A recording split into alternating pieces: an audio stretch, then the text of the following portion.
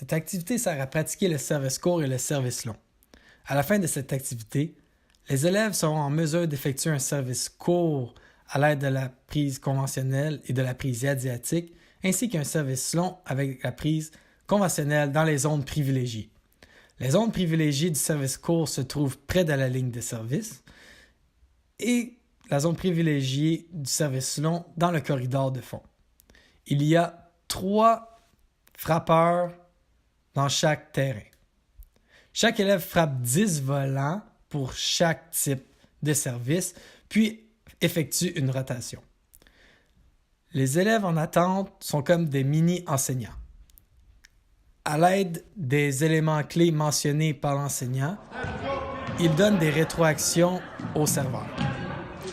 L'enseignant se promène entre les terrains et effectue des rétroactions suite aux éléments clés mentionnés.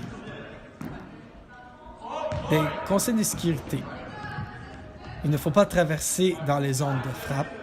Il y a un maximum de 3 frappeurs par terrain et on doit toujours se déplacer en dehors des limites des terrains. 2 petites questions de rétroaction après l'activité. Quels sont les avantages d'un service court?